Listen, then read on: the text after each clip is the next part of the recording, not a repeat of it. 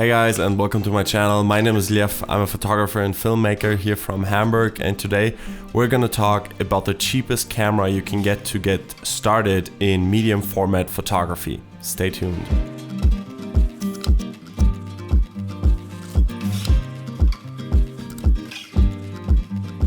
Alright, let's dive right in. So first off, a big disclaimer, I don't actually have this camera anymore. I actually gifted it to a friend of mine who is now living in Greece, and I haven't seen her for a long time, but I hope everything is fine and she's still using it. And I still wanted to talk about this camera because I was actually surprised by the quality of this. So the Kiev 60 is the camera we're talking about today. Now, I think 3 or 4 or 5 years ago, I was on a flea market and I saw this camera that looked like a 35mm camera on steroids. And at that time, I really wanted to get into medium format photography, but I didn't have the kind of money you need for that. And the cameras I had afterwards, like the RB67 and the Mamiya IFD I have now, are just cameras I could only dream of back then. So I really wanted to get into medium format, but I just didn't have the kind of money to spend it on.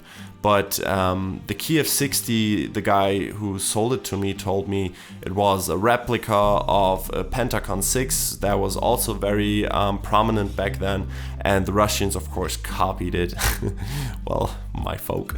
But yeah, so it was a very bulky kind of camera. I'll just show you a picture, and it really does look like a 35mm on steroids, and it's just like the very first thing I thought while looking at it was just how easy to use it looked to me, because I was shooting on 35mm all this time already. So it looked like I could just insert the film and start shooting. And that was exactly the kind of experience I had with this. It was no learning curve at all, which of course isn't always good. But for me, who wanted to get really fast into medium format, explore that kind of medium and look into what the differences are, it was amazing. And I think I only had to pay like $50 for it, and another 50 or 60 bucks for a Zenit lens. And that was actually my way into starting medium format for $100, which if you talk to a lot of people who have been shooting medium format will tell you it's ridiculous.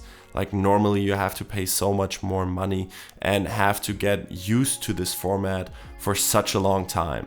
And to me, the switch happened like that. So I really wanted to kind of show you this quirky camera and really tell you about my kind of experience from it, and of course show you some sample photos to just make sure if you really want to get into that, like into medium format cameras, keep a good look out for this camera. If you ever encounter it and it seems like a good fit and a good price, just get it. You will not be disappointed. Now, I know that some cameras will have some issues, but I mean, which old cameras don't? From my experience, I used it for 2 years, and I think I used it every week to shoot at least 2 or 3 film rolls. So it was under heavy usage for me, and it never had any problems. Never, not even once. And I traveled with it, I carried it everywhere, just around my neck.